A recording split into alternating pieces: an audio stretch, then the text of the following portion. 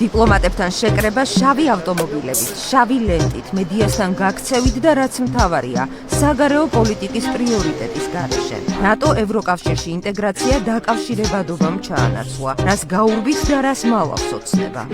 უჩივლეთ BBC-ს უკვე საერთაშორისო გამოძიებას, რატომ არ იწვევთ? ქიმიური იარაღის გამოყენებაზე საერთაშორისო გამოძიებას არ მოიწვევთ? საერთაშორისო გამოძიება როგორც ოლიგარქიული რეჟიმის მთავარი შიში, რით მოწამლეს ხალხი. გარბიან ოლიგარქის ჩინოვნიკები, ლაპარაკი ეკრძალება ელჩებს. თქვენ წარმოადგენთ საქართველოს ქიმიური იარაღის აკრძალვის ორგანიზაციაში. მიმართეთ ჰქონდათ ამ ორგანიზაციასთან ან თქვენ კომენტარი ეს ოფიციალურად არ იქნება. რას უპასუხებს ქიმიური იარაღის აკრძალვის ორგანიზაცია მიმართვას თბილისიდან. გამოძიებას სამოქალაქო სექტორი და ოპოზიცია ითხოვს.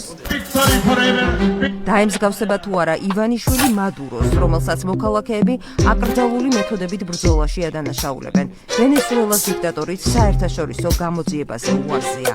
ვენესუელელ ხალხს სურს იცხოვროს დემოკრატიაში, თავისუფლებასა და სამართლიანობაში. სწორედ მადურომ გამოუცხადა ვენესუელელ ხალხს ომის სახელმწიფო ტერორიზმით. ბატონ მიხეილ, სინდისის პატიმრების გათავისუფლებაზე რას ფიქრობთ? რატომ გააქტიურდა ეს საკითხი? არის თუ არა შეწყალების თემა ქიმიური იარაღის საქმის გადაფარვის გზა? არ პასუხობს ივანიშვილის პრეზიდენტი, ლაპარაკობენ პროპაგანდისტები. გამოუშვათ ეს ადამიანები, წინასახალხოდ რომ დაფიქრენ, რაღაც სიკეთის ფასი რა არის. რატომ დასჭირდა სიკეთის თამაში რეჟიმს, რომელმაც ახალგაზრდები დაასახიჩრა და არ არის დასაჯა? ბიჭები თუ გატყდებიან, თუ იტყვერა ხოლმე დამნაშავე ვიყავი და მოდი შემიწყალე ბატონო მიხეილ ყაველაშვილო. ეს არ მოხდება. ჩვენგან ვერანაირ წინადადებას და ვერანაირ დათმობაზე წამოსვლას ვერ მიიღებთ. ეს მათეს პოზიციაა. ეს არის მათის პოზიცია.